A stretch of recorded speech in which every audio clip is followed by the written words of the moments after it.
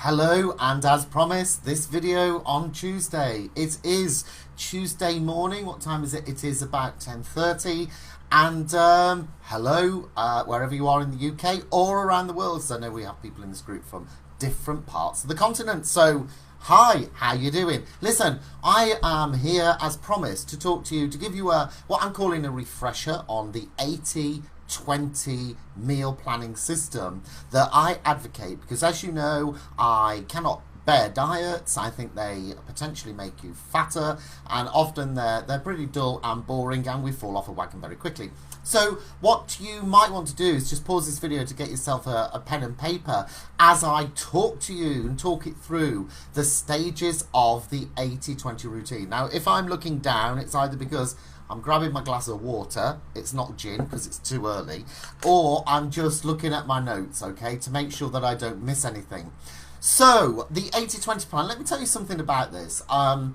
I developed, when did I develop it? I don't know, a few years ago. I developed this system simply because I was seeing a lot of people privately in my practice that were really struggling. Well, the reason they came to see me was because they were struggling, because they'd tried every diet under the sun, became really bored, frustrated, and felt like they wanted to eat the frigging wallpaper simply because they were fed up to the back teeth of it. So I developed this 80-20 meal planning system. I wanted something when it came to the food, because as you know, I believe that your weight loss is much more about your head and about your self-motivation. I think that's much more important. But I developed this system for all of my clients back then, and it became a real success for them.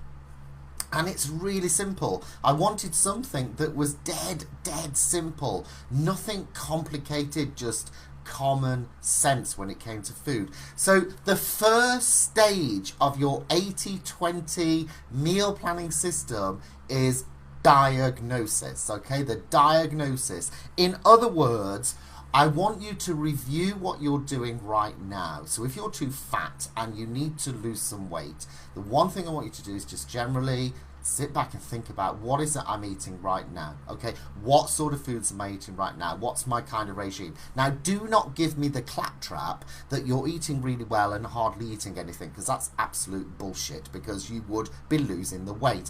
Believe it or not, I've had people say that to me in the past. Can't believe it, that they say to me, I don't know why I'm not losing weight, I hardly eat anything. Well, no one's fat in a famine. So let's be really honest here. So the first thing I want you to do is diagnosis. I want you to review what you're doing, okay, in terms of your eating, in terms of your eating and your snacking.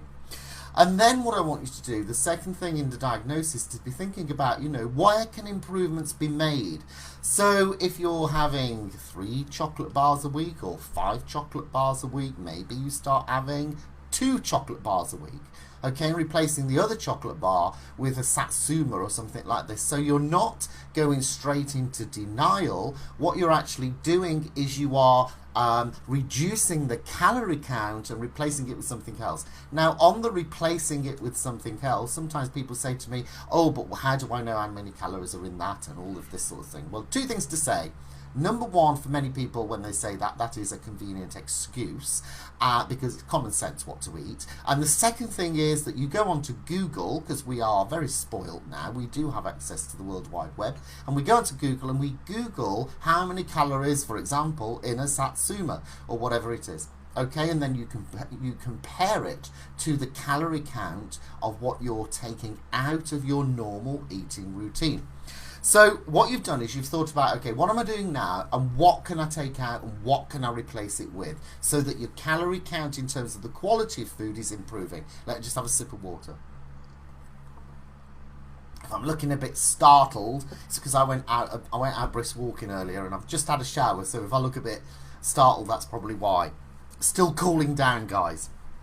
So that's the first area. So it's all about diagnosis. Review it. What am I eating right now? What can go and what can I replace it with in terms of the food? The second part of your process is to implement the change. So what you do is next week, I suggest you just either sit down today and think about, what's my typical day, what am I doing, or maybe do a diary over a week and be really honest with yourself, because honesty is the best policy when it comes to losing weight. And then the second thing, yes, as I said, the second thing is you implement the changes. changes based on the diagnosis. And of course, the other thing you want to do is make sure that you're managing the portions. So, you know, if I was eating 5 chocolate bars a week, I'm having 2 chocolate bars a week, but I'm having 3 satsumas in replace of the other 3 chocolate bars. What I don't want to do is have 30 satsumas. I want to have 3 satsumas. Does that make sense? So the portion control is really key. Now, again, when you're implementing the change, it's really important that you start to experience the hunger.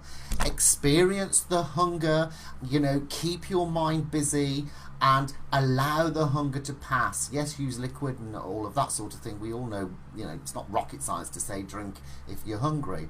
But I think mental stimulation and a maintenance, now this is crucial, okay?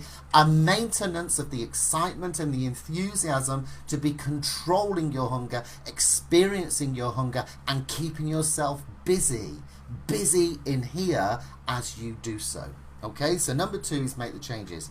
The third thing I want to mention in the system is to bank calorie when needed. So for example, today is Tuesday. If I was going out on Friday with my friends and we were going to have a lot to drink and we're going to have a curry after and all that sort of thing, my common sense tells me my calorie count's going to go through the roof on Friday because I should have 2,500 calories. Blah, blah, blah. So what I do is maybe tomorrow, Wednesday and Thursday, I reduce my calorie. I still eat well, so I'm keeping healthy and it's nutritious, but I reduce my calorie in preparation for the excess calorie on Friday night.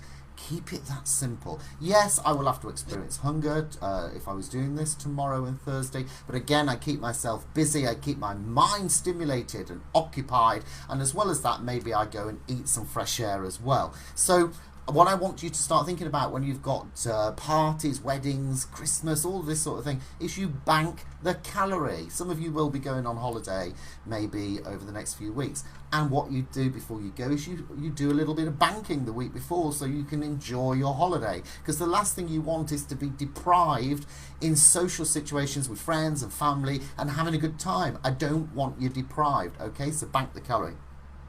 Now, the other thing to say is, just to let you all know that today is the last day. If you want to come on, I'm going to talk about this in more detail on my workshop this year. But the workshop this year is very different because I am doing much more on confidence and self-esteem so that you can manage emotional eating, so you feel much better about yourself, so you can start walking taller like a true winner as well. So today is the last day you can book on it at the early bird rate. So I'll put the link. The link will be above this video somewhere.